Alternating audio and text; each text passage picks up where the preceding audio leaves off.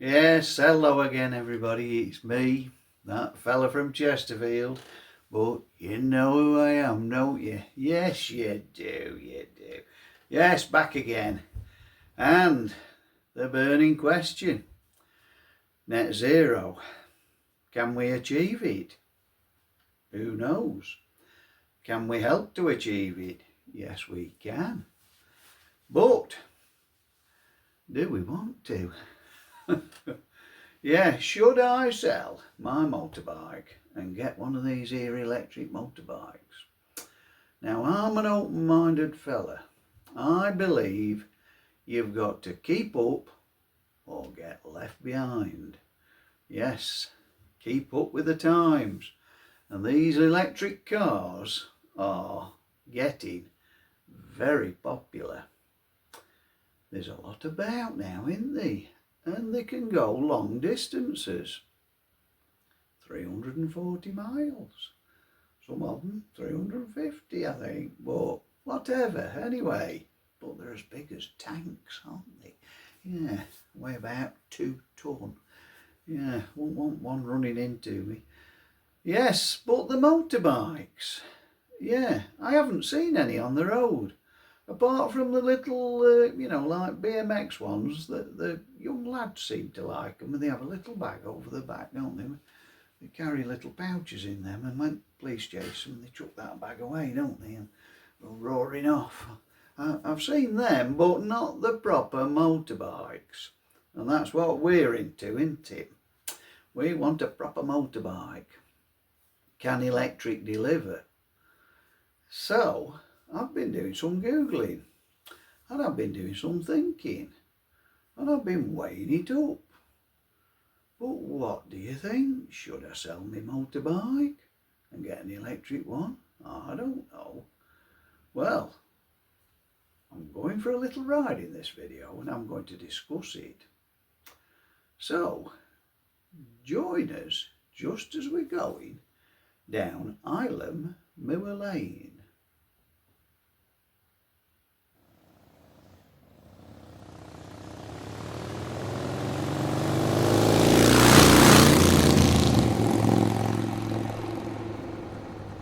Welcome back everybody. Yes, while we're riding along on this nice country road in Derbyshire, I wanted to just have a chat about these electric vehicles. I don't know if anybody out there has thought about getting one, but I've been looking at them, and no matter how hard I look at them, I can't convince myself that I'm gonna get one. I've looked at the motorbikes, and I think they're just an absolute dead loss, really. The cars are getting to the point where they are sort of practical, usable, but I think they still take away your freedom that the old-fashioned car and motorcycle give you. I mean, the range for one thing. That's the big debate, isn't it? And they have improved. I mean, the cars now are getting quite big distances, but they are huge cars now, aren't they? They're all like RV type cars, and the reason for that is to give them the chassis to carry the big battery, isn't it? But motorbikes, you can't do that, can you? You just can't do it. You can get the performance speed-wise out of the electric bikes. I mean, through the speed traps on the Isle of Man, they have beaten the petrol engines. But I don't know how many times they go around the track. The range, well, I've been looking at the Flying Flea from Royal Enfield, and there isn't much data out yet.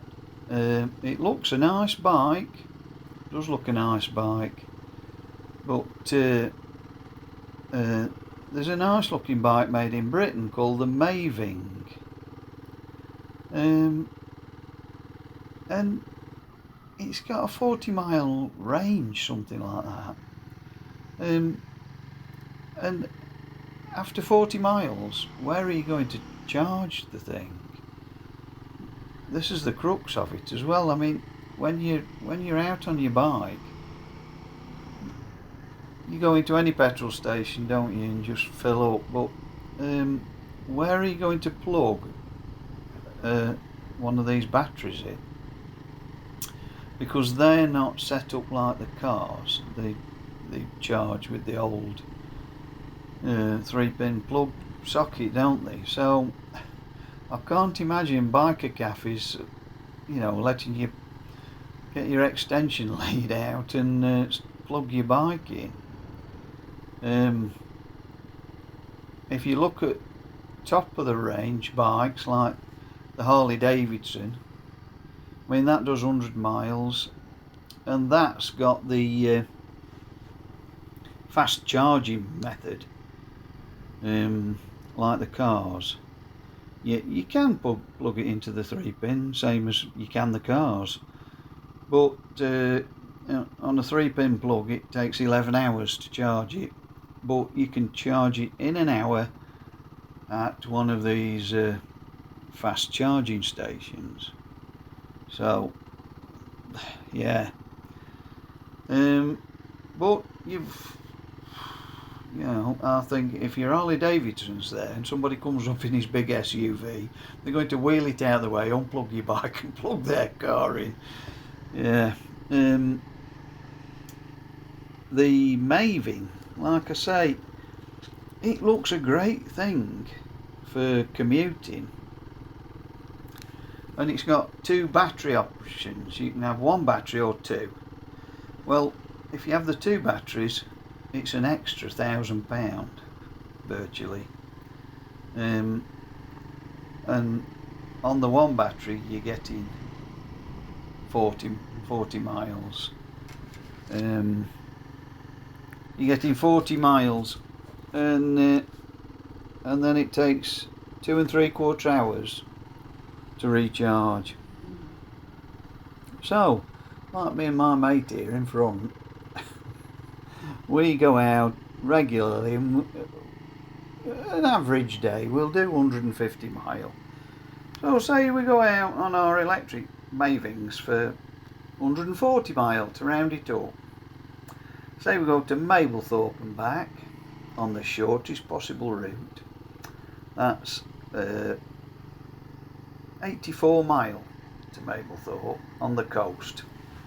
We don't go down any little lanes or anything. We stick to the main roads, keeping at the optimum speed to get the most mileage out of it. We go, we charge up the night before. You go 40 miles, and then you have 2 3/4 hours to charge, and then you repeat again at 80, and then you repeat again at 120, and then you get home 140 mile later, and you're 8 miles short. So just hope there's some downhill bits that you can freewheel. And in total, you do 8 1/4 hours charging on that run out. So you have to start at 2 o'clock in the morning, wouldn't you? It's just not practical at all, that, is it? So yeah, for electric bikes to work, we've got to be like those Harleys and have the access to the fast charging. Definitely the fast charging points. Let me know what you think, but I think it's just not practical. What do they go like? Well, I've no idea what that Flying Flea will go like, but it says it flies, so let's hope it's quick. The Maving does about 40 mile an hour, but top of the range, the big Harley, that does 0 to 60 in 3 seconds, and at top speed 110 to 115 mile an hour. So that's on a par with a bike I had in the 1970s called a Honda CB 754. That was round about them specs. So yeah, it goes well, that does, and it looks good. But like I say, it's the inconvenience, isn't it? You've really got to plan your journeys with these electric vehicles. Yeah, oh yeah, and the charging. Now there's all these different types of chargers on the cars. There's different plugs. There's CHAdeMO. Well, I just pronounce it that way because it's all capital and lowercase letters randomly put together. It's a CHAdeMO, CHADEMO, and the other one is CCS, and there's also Mr. Tesla. They've got a different version. So these charging places aren't even standardised yet, are they? I mean, what's that all about? Let's have everybody on Type C like the phones. Yeah, you've got to get it standardised, haven't you? And when you get to the charging point, I know my son's got an electric car. It's an older one and it's not got the biggest battery, so he has to plan his journey. And I've been with him and we've pulled up at charging points, and then he has to go in his boot and get his cables out. If it's, I don't fully understand what he was doing at the time. I'll pay more attention next time. But I presume that whether his was CHAdeMO or CCS, that cable wasn't on the machine, so you have to have your own cable with you to plug it in. I presume Tesla's, well, I've been told that Tesla are good with the infrastructure. I think in the Tesla you put your destination in and it plans your charging points for you, but you've got to follow those charging points. But yeah, with the big fast chargers you can charge quickly, sort of an hour, can't you, or 2 hours I suppose, for the cars.